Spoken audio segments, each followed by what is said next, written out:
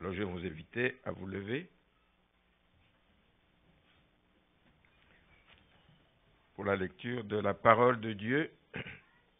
Vous savez, comme disait Cédric, nous sommes dans la semaine de l'année de récolte, l'année de moisson, et nous croyons que le Seigneur nous accompagne dans cette marche. Et la fois passée, nous avons parlé de l'importance des ouvriers, qu'il y avait peu d'ouvriers. Mais quels ouvriers? C'est des ouvriers de qualité. Le titre du message, ça va être ça. Soyons des ouvriers de qualité. On sert un Dieu grand, on doit le servir comme il faut. Amen. Soyons des ouvriers de qualité. Nous lisons un texte dans l'épître de Jacques, chapitre 5. J'ai aimé ce chant avec lequel nous avons terminé. Sa grâce coule comme la pluie. Elle coule, cette grâce, elle ne cesse de couler. Mais il y a beaucoup de gens qui sont encore à l'extérieur, qui ne connaissent pas, qui ne peuvent pas jouir, qui ne peuvent pas bénéficier de cette grâce parce qu'ils manquent la connaissance, parce qu'ils ne connaissent pas celui qui peut les sauver. Et c'est pour ça que nous voulons nous engager comme ouvriers de qualité dans ce travail. Au verset 7, Jacques 5, au verset 7. Soyez donc patients, frères, jusqu'à l'avènement du Seigneur. Voici, le laboureur attend le précieux fruit de la terre, prenant patience à son égard, jusqu'à ce qu'il ait reçu les pluies de la première et de l'arrière-saison. Vous aussi, soyez patients, affermissez vos cœurs, car l'avènement du Seigneur est proche. Ne vous plaignez pas les uns des autres, frères, afin que vous ne soyez pas jugés. Voici, le juge est à la porte. Verset 10. Prenez, mes frères, pour modèle de souffrance et de patience, les prophètes qui ont parlé au nom du Seigneur. Voici, nous disons bienheureux ceux qui ont souffert patiemment. Vous avez entendu parler de la patience de Job, et vous avez vu la fin que le Seigneur lui accorda, car le Seigneur est plein de miséricorde et de compassion. Amen. Vous pouvez vous asseoir. Alors, on est en plein dedans, hein, l'année ne fait que commencer et nous parlons depuis le début de l'année de la moisson. La moisson est abondante et nous voulons encore qu'elle soit de plus en plus abondante et qu'il y a un besoin pressant d'ouvriers, de plus d'ouvriers et surtout d'ouvriers de qualité, pas n'importe quel ouvrier. Quand on s'engage dans le champ du Seigneur, on vient comme des ouvriers qualifiés, prêts à faire le travail, prêts à s'investir pour ramener à Christ toutes ces âmes égarées.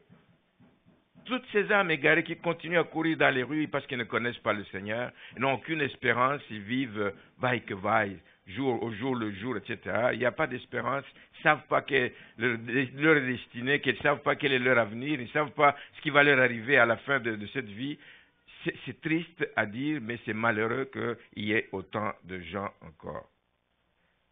Alors, le travail des ouvriers, dans ce sens-là, est un travail exigeant.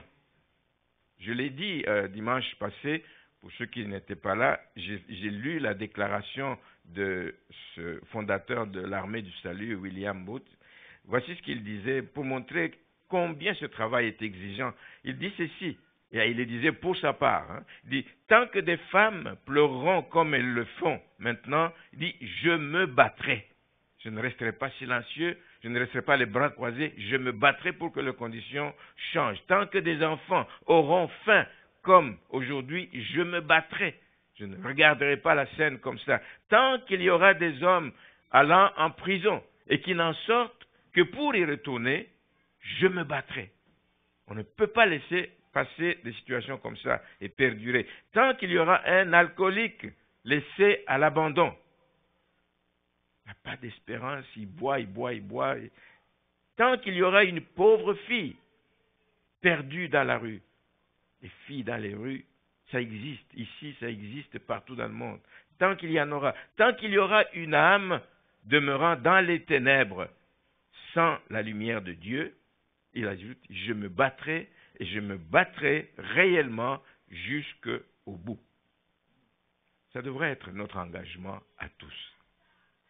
Ça devrait être, nous ne nous battons pas seulement pour nos familles, nous nous battons pour toutes ces âmes qui sont égarées. Et le mot « tant que » qu'il répète si souvent, en français, ça s'appelle une conjonction de subordination. Donc il y a quelque chose qui suit. Aussi longtemps que la condition qu'il dénonce est là, je ne cesserai de faire quelque chose. Tant que des gens souffriront, tant que la souffrance qu'il évoque sera présente, l'action qui vient après, se battre, ne s'arrêtera pas.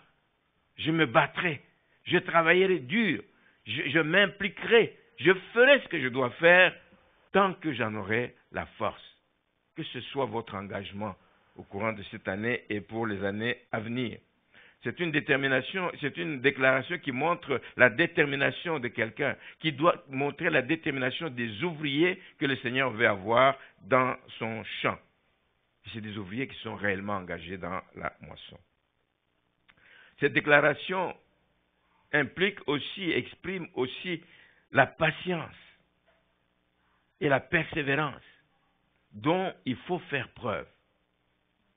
Nous n'allons pas vers des personnes égarées, juste ouvrir la bouche et leur parler et croire qu'à la minute, ils vont comprendre, ils vont accepter et puis ils vont se soumettre au Seigneur. Non, ça prend du temps, ça prend d'être patient, de comprendre. D'ailleurs, la plupart d'entre nous, nous sommes venus au Seigneur après que beaucoup de gens ont travaillé des heures, des mois, peut-être des années avant que nous arrivions à connaître le Seigneur.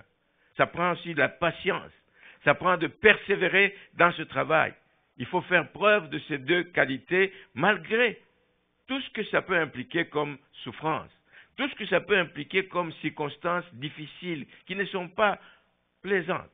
Tu vas aller parler à quelqu'un, tu peux en sortir injurié, tu peux en sortir rabaissé, tu peux en sortir... Il y a des choses difficiles que ça vous amène, mais nous devons le faire parce que nous le faisons pour le Seigneur et pour une bonne cause. Amen.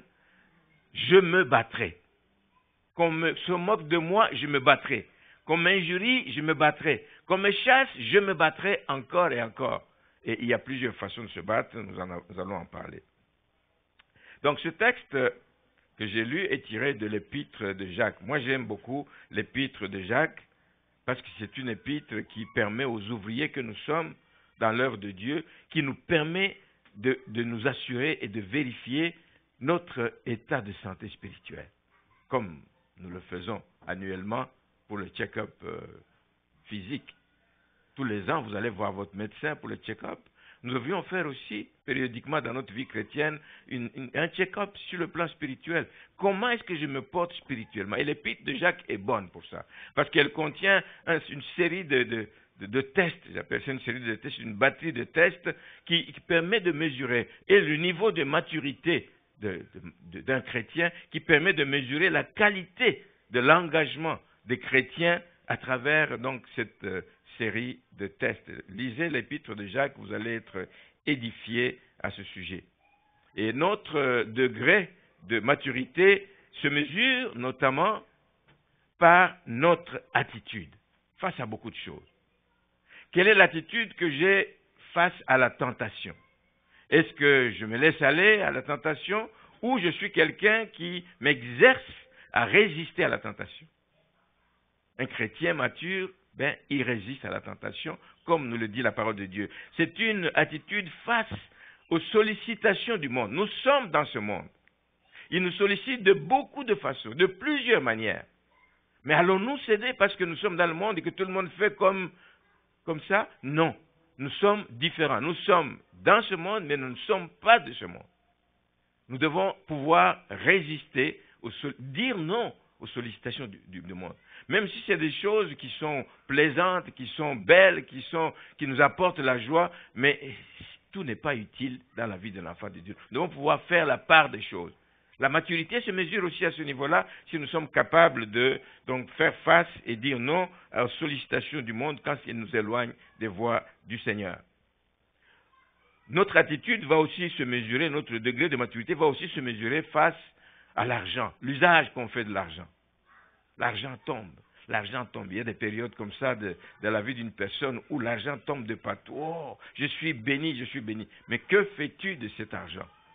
Est-ce que tu t'en sers pour juste des besoins égoïstes?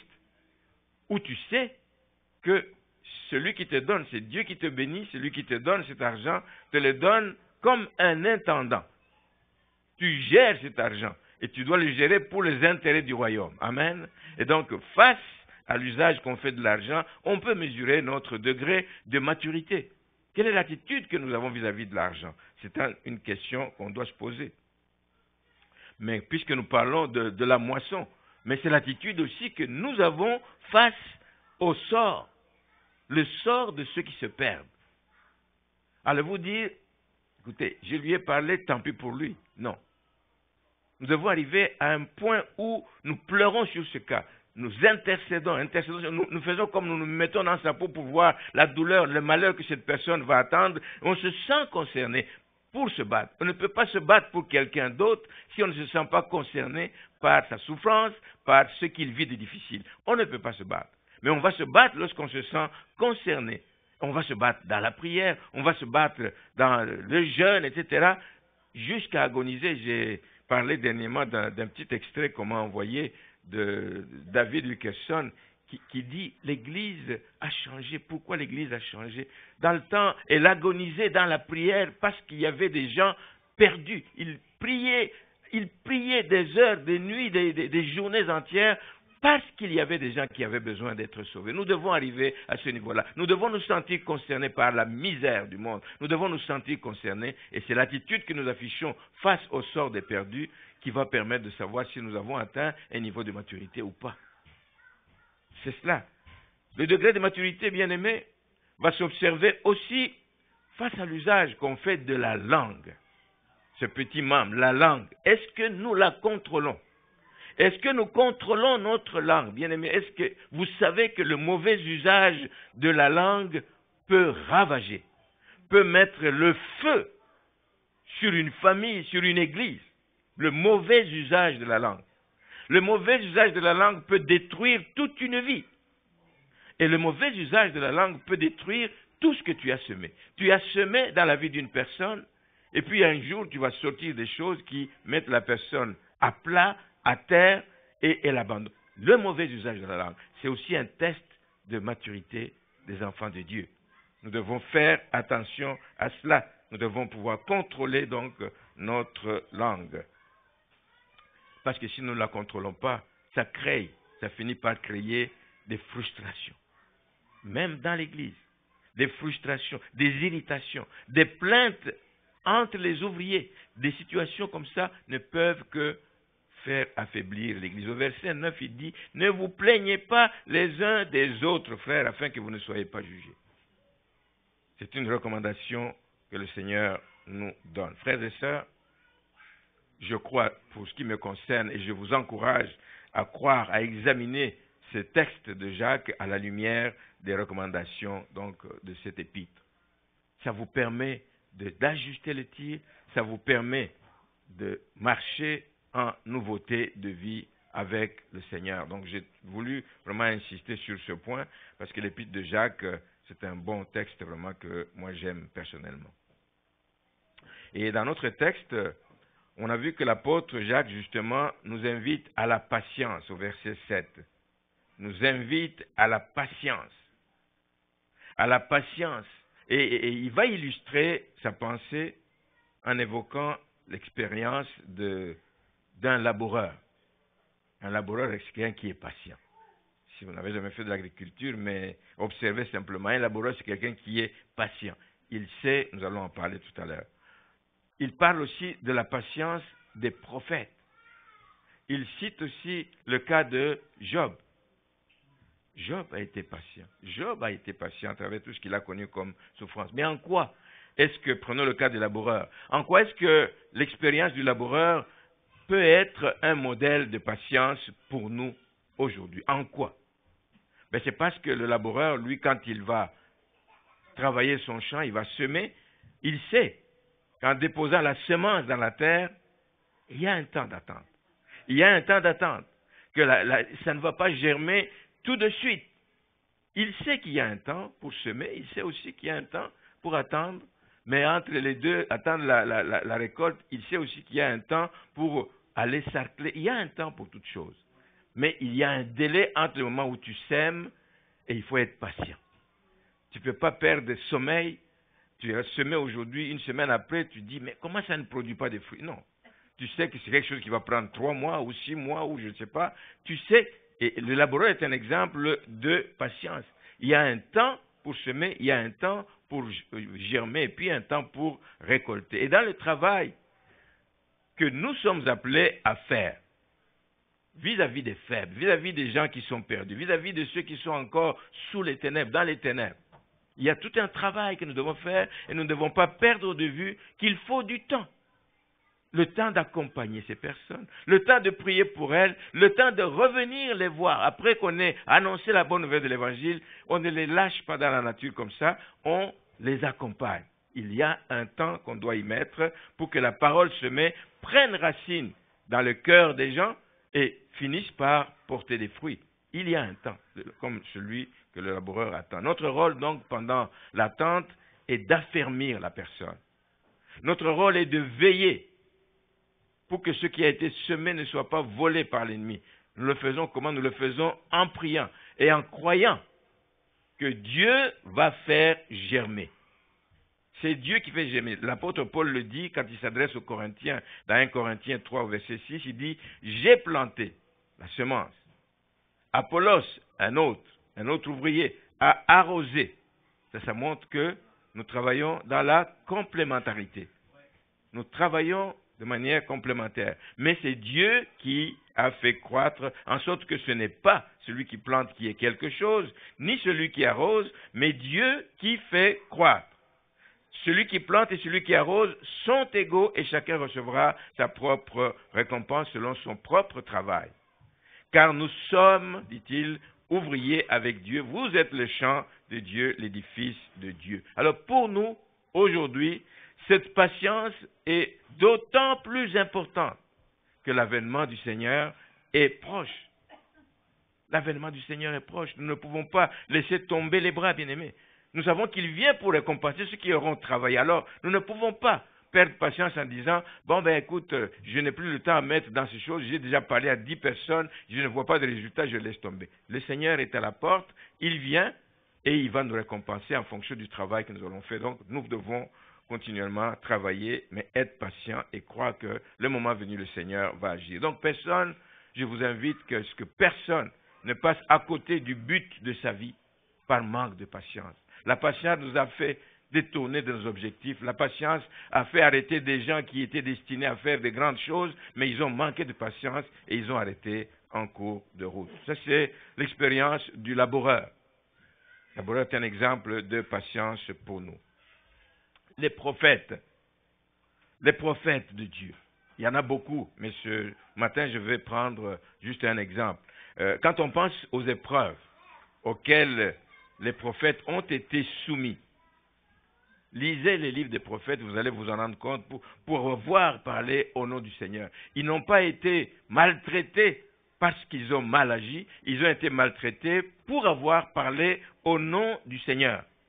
Quand on imagine toutes les souffrances qui ont été endurées sans qu'ils n'abandonnent, parce qu'ils savaient que c'est Dieu qui les envoyait et que celui qui les envoyait les protégerait, les garderait et que même s'ils passent par des temps difficiles, ce n'est pas la preuve que le Seigneur les a abandonnés.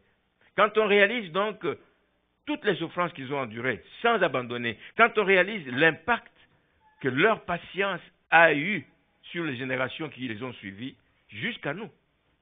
Aujourd'hui, il y a des choses dont nous bénéficions parce que ces gens ont accepté de souffrir et leur exemple donc nous cède jusqu'à nous. Je me dis donc que ça vaut vraiment la peine de s'en inspirer, s'inspirer de la vie des prophètes, n'est-ce pas? Je pense que c'est vraiment important. Et un petit rappel sur ces différents personnages. On a parlé de Job, on a parlé des prophètes. Je vais parler juste du prophète Jérémie. Job, pour commencer. Job, la Bible le dit, je ne vais pas aller lire des versets, vous connaissez l'histoire de Job. C'est un homme qui est qualifié par Dieu lui-même d'un homme intègre et droit. Un homme intègre et droit. Il ajoute que c'est un craignant Dieu. Un homme qui se comporte comme Dieu s'attend, mais qui s'est détourné du mal au point que Dieu disait qu'il n'y a personne comme lui sur la terre. Eh bien, c'est cet homme sur qui des catastrophes sont tombées. C'est cet homme sur qui les catastrophes se sont abattues. Vous connaissez toute l'histoire. Il a vécu, à cause de toutes ces catastrophes, il a vécu une grande détresse. Perdre sa maison, perdre son cheptel, ce n'est pas chose facile. C'était sa richesse, toute sa richesse. En plus de ça, perdre ses enfants. Ce qu'il avait comme enfants sont morts. On vient lui apporter cette nouvelle. Et par la suite, il a même failli perdre sa santé. Il ne l'a pas perdu, mais il était en train de baisser au niveau de sa santé parce qu'il était assis en train de se gratter avec des tessons, etc. Donc, il avait un temps difficile sur sa propre vie, en plus de sa famille. C'est comme si ce n'était pas suffisant. Il pouvait compter sur des amis. Lorsque quelqu'un passe par un temps de détresse comme celui-là, les amis viennent pour te soutenir. Mais ces amis ne sont pas venus pour le soutenir, ils sont venus pour l'enfoncer davantage, pour chercher à le convaincre qu'il a péché contre Dieu, que ces choses ne peuvent pas lui arriver juste parce que, non, Dieu est bon, Dieu est juste, il ne peut pas faire ça. Il y a quelque chose dans ta vie que tu as péché certainement. Et les amis sont venus quasiment. Toutes ces pressions-là, toutes ces pressions étaient sur lui, mais Job a été patient.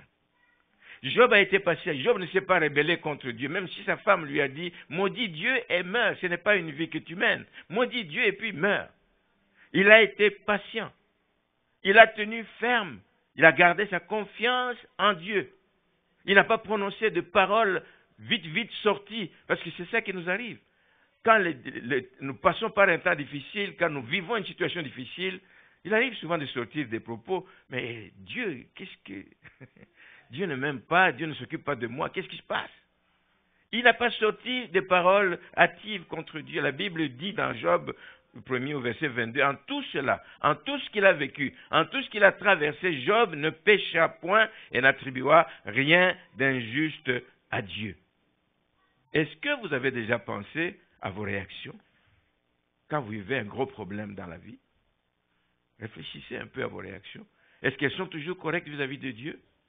Est-ce que vous dites à Dieu, Seigneur, je sais que tu vois ma situation et je compte sur toi? Ou bien vous dites, mais Seigneur, qu'est-ce qui se passe là? Tu m'as abandonné. Au point même de lui prouver qu'il te doit quelque chose. Il ne nous doit absolument rien. Il ne nous doit rien. Avez-vous pensé à vos réactions comparativement à ce que Job a vécu?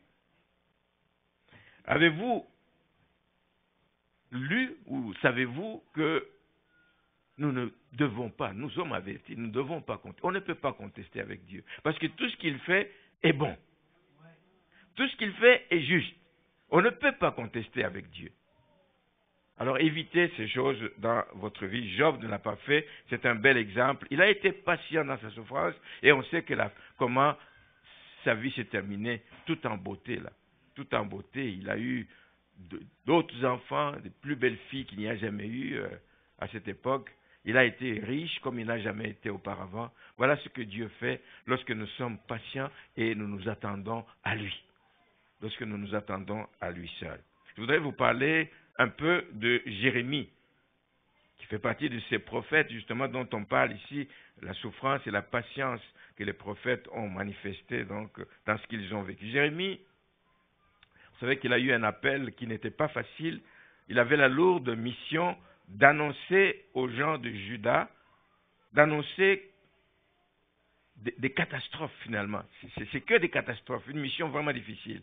Parce que ces gens avaient abandonné leur Dieu pour se tourner vers Baal, parce que ces gens avaient abandonné les anciens sentiers que leur père leur avait laissés pour se tourner vers des voies nouvelles, etc. Ils ont refusé vraiment d'écouter les vrais prophètes de Dieu. Ils écoutaient les faux prophètes qui leur disaient n'importe quoi pour leur plaire. Ils ont refusé d'écouter les prophètes de Dieu malgré tout ce que Dieu avait accompli pour eux. Les prophètes de Dieu le leur rappelaient.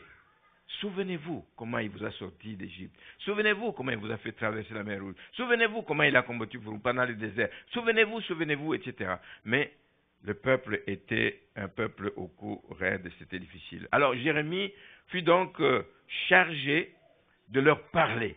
Pas une fois.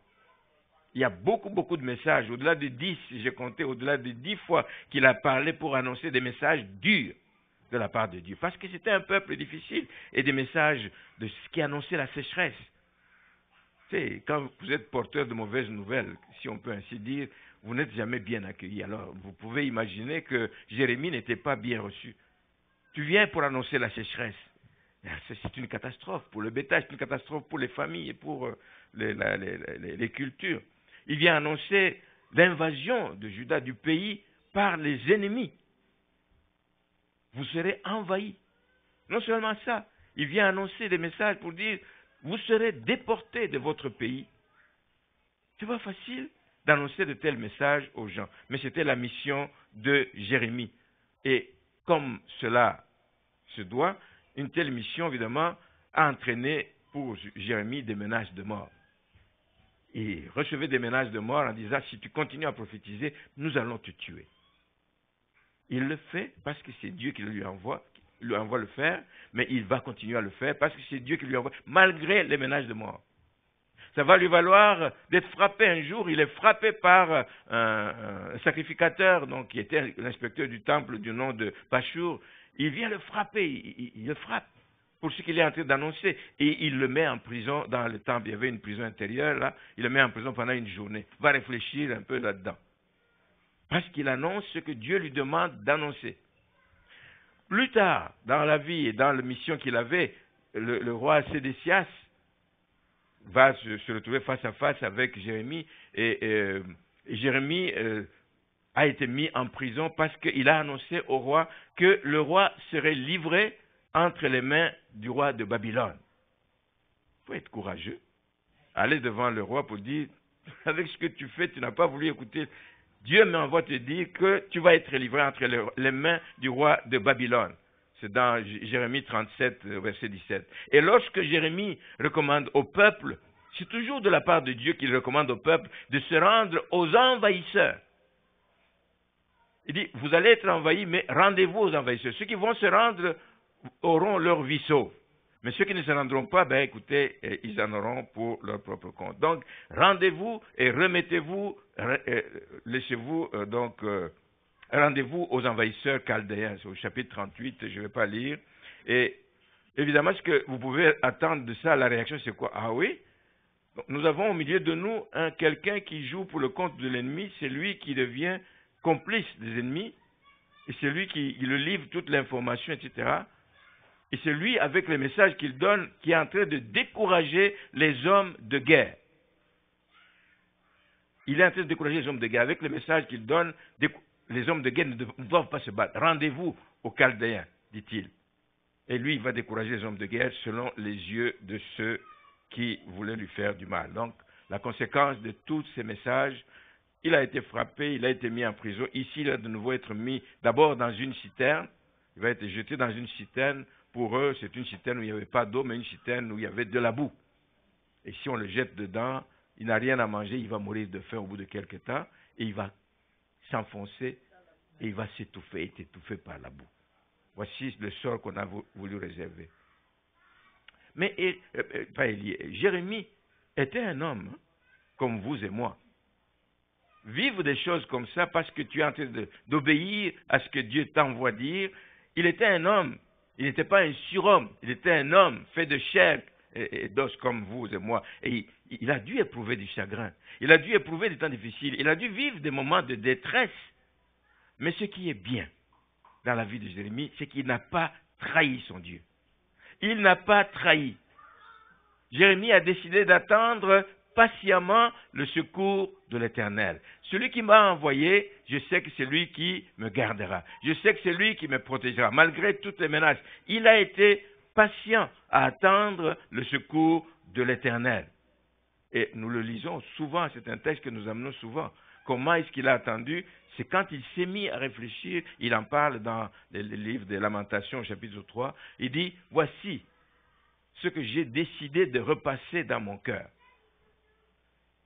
C'est que ce qui va me donner de l'espérance, c'est que les bontés de l'Éternel ne sont pas épuisées. Oui, j'ai eu des coups, oui, j'ai eu des menaces, oui, j'ai été jeté, oui, j'ai été menacé, j'ai été frappé, etc. Mais les bontés de l'Éternel ne sont pas épuisées. Parce que quand il a été jeté dans dans la citerne, il y a quelqu'un là, Ebed-Melech, qui est allé plaider sa cause, qu'on a sorti avec des cordes. J'ai déjà apporté un message sur ça ici. Il a été sorti de là. Mais il dit que les bontés de l'Éternel ne sont pas épuisées. Tant que tu as le souffle de vie, même quand tu te sens étouffé, tu sens que tu vas vers la fin, tant que tu as le souffle de vie, tu peux croire que les bontés de l'Éternel ne sont pas épuisées, que ses compassions ne sont pas à leur terme. Tu peux le croire. Alors ça prend que tu sois patient et attends patiemment le secours de l'Éternel. Tes compassions ne sont pas à leur terme.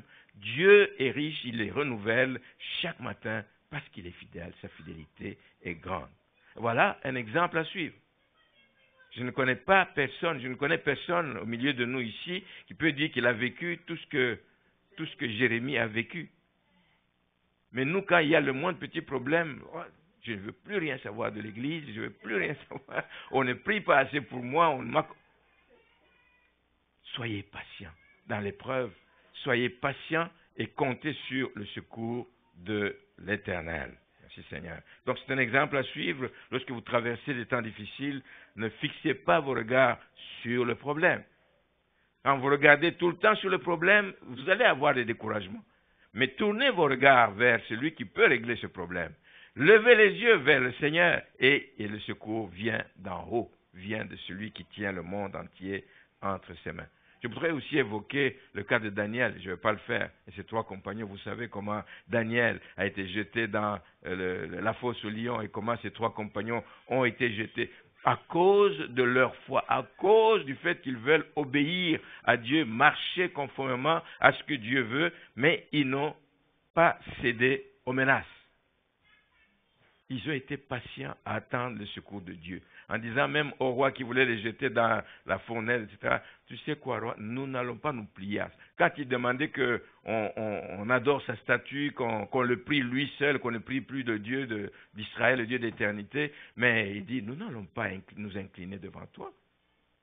Celui en qui nous avons cru, le Dieu en qui nous avons cru, le Dieu qui peut venir nous secourir, nous croyons qu'il viendra nous sortir de cette situation. Alors, bien-aimés, ne permettez pas que la souffrance, que les difficultés liées à votre appel. Il y a toujours des problèmes liés à notre appel. Un pasteur vit ces problèmes avec son assemblée. Vous vivez des problèmes avec les personnes que vous êtes chargés d'encadrer. Vous vivez des problèmes avec des personnes que vous exhortez même. Vous pouvez vivre des problèmes. Chacun doit pouvoir gérer ça, mais ne pas permettre que la souffrance, que les difficultés liées à votre appel vous poussent à vous détourner de la volonté de Dieu. Ne permettez pas ces choses dans votre vie. Faites la volonté de Dieu. Les problèmes viennent, vous savez que vous pouvez lever les mains en l'air et dire « Viens à mon secours, je n'en peux plus ». Mais le Seigneur viendra en son temps. L'apôtre Jacques, au verset 11 que nous avons lu tout à l'heure, qualifie de bienheureux. Le verset 11 nous dit, voici nous disons bienheureux ceux qui ont souffert patiemment. Ceux qui ont souffert patiemment. Ils sont bienheureux parce qu'ils sont restés fermes. Et dans le psaume 126, le verset 5, il est dit que ceux qui sèment avec larmes moissonnent en chantant. Alors je vous dis que si les larmes pour vous, si la souffrance peut être une raison de vous empêcher de continuer à semer la bonne nouvelle de l'Évangile, sachez qu'il est impossible pour vous de récolter. Il est impossible pour vous de vivre la joie de la moisson. C'est impossible. Si les larmes ne peuvent pas avoir de place dans votre vie à cause du travail que vous faites, si vous ne pouvez pas croire que la souffrance peut vous toucher à cause du travail que vous faites et que vous décidez d'arrêter à cause de ça, vous n'aurez jamais la joie de moissonner. Mais ceux qui sèment avec larmes moissonnent en chantant. Alors un dernier point que je voudrais apporter ce matin, c'est une autre recommandation de Jacques à ceux qui font face à la souffrance. Et ça, il le dit, c'est au verset 13, quand il dit que quelqu'un parmi vous est-il dans la souffrance, qu'il prie.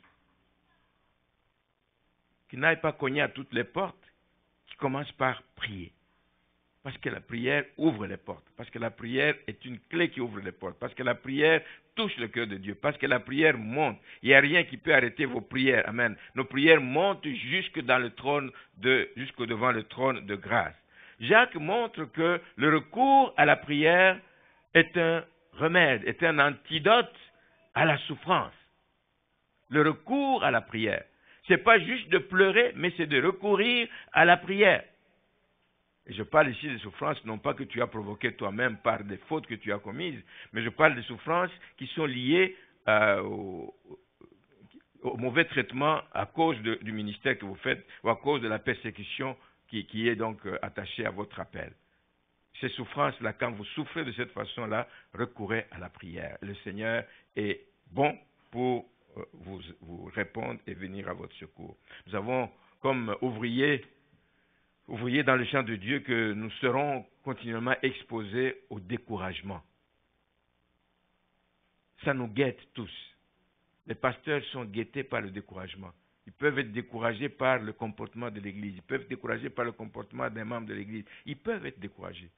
Mais ce n'est pas ce qu'on dit de faire. Il faut plutôt se relever, se retrousser les manches, aller de l'avant. Nous pouvons être exposés à la critique.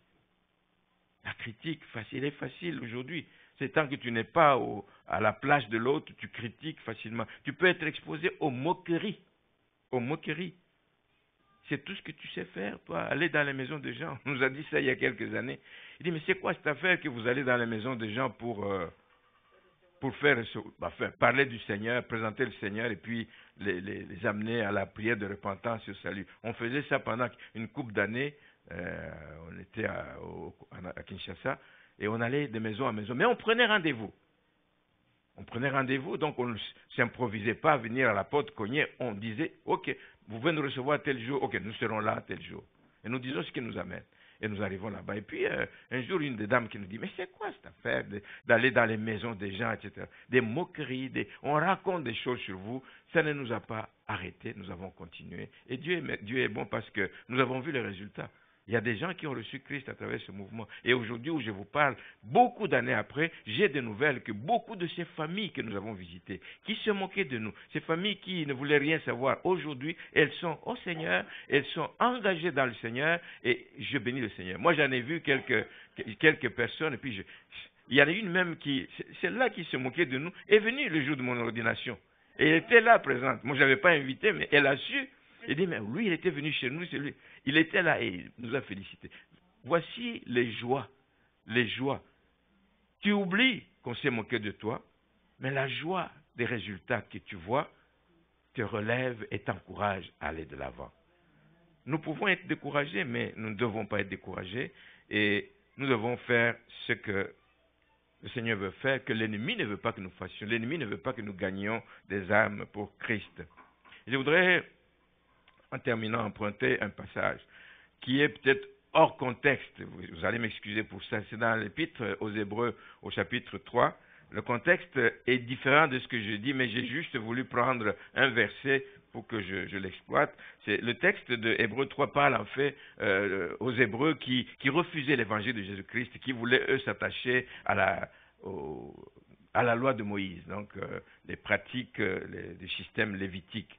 C'est ce que les gens voulaient à cette époque que l'Épître aux Hébreux adresse au chapitre 3. Mais ici, moi, je veux exploiter juste le verset 13 de chapitre 3 qui dit ceci, « Mais exhortez-vous les uns les autres chaque jour, aussi longtemps qu'on peut dire aujourd'hui, afin qu'aucun de vous ne s'endurcisse par la séduction du péché. » Et moi je dis, afin qu'aucun de vous ne s'endurcisse et n'arrête d'annoncer la bonne nouvelle à cause des manœuvres de l'ennemi. Qu'est-ce que nous devons faire? Nous devons nous exhorter. J'ai dit tout à l'heure, en parlant de ce passage de Corinthiens, que nous sommes complémentaires. Nous travaillons la main dans la main. Nous travaillons ensemble pour l'avancement du royaume. Donc, le verset 13 m'intéresse parce qu'il montre combien nous avons une responsabilité, d'abord individuelle, mais une responsabilité collective. Tu ne peux pas dire, je fais ce travail d'évangélisation seul, je te regarde juste à toi. Tu peux te faire accompagner d'un frère. pendant que toi tu vas évangéliser, pendant que tu vas parler à quelqu'un, tu peux demander à un frère, à une sœur de l'église, reste prier pour moi parce que je vais rencontrer telle personne. Je sais que quelqu'un me l'a déjà demandé ici, je vais rencontrer tel membre de famille, prie pour moi, priez pour moi pour que ça se passe bien. Nous sommes complémentaires. Notre responsabilité, elle est donc individuelle, elle est collective pour contrer les plans de l'ennemi. Nous disons que la responsabilité est de nous exhorter les uns les autres. Les uns les autres. Exhorter quelqu'un, c'est soutenir quelqu'un, c'est l'encourager. Exhorter quelqu'un, c'est le pousser à aller de l'avant et lui montrer que il est dans le bon, etc. Exhorter quelqu'un, c'est cela. À travers des conseils, à travers la prière que nous faisons pour la personne, c'est une façon donc d'exhorter les gens. Alors il y a un but à cet exercice. Nous n'exhortons pas juste parce que nous voulons obéir, mais il y a un but. Le but, c'est que personne ne laisse tomber les bras. Je t'exhorte, mon frère, à continuer. Ne laisse pas tomber les bras parce que c'est difficile. Ne laisse pas tomber les bras parce que tu dis que c'est difficile. Un ouvrier de qualité ne laisse pas tomber les bras. L'exercice est utile parce que pour que personne ne trouve le travail d'évangélisation comme un fardeau. Comme un fardeau. Ça doit être une joie d'aller évangéliser. Alors exhortons-nous donc à la patience, exhortons-nous à la persévérance, exhortons-nous surtout à compter sur l'aide de Dieu, le support de celui qui nous envoie, de celui qui est le maître de la moisson, que nous puissions compter sur son support. Et ce sont là des attitudes indispensables dans la vie des ouvriers de qualité. Nous nous exhortons, nous prions les uns pour les autres et nous comptons sur l'appui du maître de la maçon. Et si nous le faisons ainsi, un jour nous nous entendrons dire, viens, bon et fidèle serviteur, entre dans la joie de ton maître. Amen. Parce que nous n'aurons pas abandonné. Notre responsabilité est aussi de ne pas nous lasser. Dans le texte ici, on dit, exhortez-vous les uns les autres chaque jour. Et on insiste, encore pour insister, dit, aussi longtemps qu'on peut dire aujourd'hui, aussi longtemps que tu peux te lever, tu vois un nouveau jour, exhorte les autres, exhortez-vous mutuellement, aussi longtemps, chaque jour, aussi longtemps qu'on est en vie. Je l'ai déjà exhorté une fois, non. Quand je revois encore mon frère, je dis, je t'encourage, tu fais du bon travail, je t'encourage, continue. Tu n'as pas encore vu de résultats, mais sache que le Seigneur n'a pas abandonné. Amen. Donc, la responsabilité est de ne pas nous lasser, de le faire chaque jour. Chaque jour, chaque jour. Et ça, c'est un appel urgent de notre Seigneur à répondre à ses attentes. J'ai déjà parlé ici d'un serviteur de Dieu du nom de Moody. Moody aux États-Unis, c'est un grand serviteur de Dieu connu, qui veut montrer à travers une expérience qu'il a vécue que aujourd'hui, c'est le moment favorable pour agir. C'est aujourd'hui, c'est pas demain. Ne remets pas à demain. C'est aujourd'hui le moment favorable. Et il y est arrivé quelque chose qui l'a amené à cela, c'est que il avait l'habitude, lui, dans ses prédications, quand il terminait la prédication, il disait aux gens, rentrez chez vous et réfléchissez à ce que vous venez d'entendre et revenez le lendemain pour prendre des décisions. Mais un jour, alors qu'il a dit ça, il s'en va, il dit, nous reviendrons pour le lendemain. Ce même jour, il y a eu un incendie dans la ville de Chicago. C'est à Chicago que ça se passe. Un incendie historique, un incendie qui a ravagé toute la ville et la population, les gens ont péri, incluant tous ces gens qui étaient dans le culte, à la réunion de cette fois, de la veille. Ils ont tous péri. Vous imaginez comment il s'est senti, cet homme. Là-dedans, il y a des gens qui, peut-être, étaient prêts, s'ils avaient fait l'appel, étaient prêts à donner leur vie au Seigneur, mais qui n'ont pas pu le faire. Ils avaient peut-être des questions à poser, mais ils n'ont pas pu le faire parce que j'ai reporté ça au lendemain. Et il a pris la décision, à cause de ce qui est arrivé, il a pris la décision de ne plus jamais reporter au lendemain ou à plus tard une invitation donc adressée aux gens à décider pour le Seigneur. Ça nous parle. J'irai voir ce frère demain. En tout cas, ce mois-ci, je n'ai pas le temps, mais le mois prochain. Comment vous sentirez-vous? Vous aviez programmé d'aller voir quelqu'un. Comment vous sentirez-vous que vous apprenez qu'il est décédé Alors qu'il était peut-être disposé. Il vous a dit, non frère, je suis vraiment d'accord que vous me parliez de ça. J'ai beaucoup de questions là-dessus. Avant de décider, je vais avoir l'éclaircissement. Tu dis, bon, on se voit au début du mois de février. Puis, c'est aujourd'hui. Exhortons-nous aujourd'hui, chaque jour, à ce que nous puissions faire le travail que le Seigneur nous attend. Et en terminant donc, si vous voulez donner gloire à Dieu comme ouvrier engagé dans son champ, c'est possible. C'est possible à certaines conditions.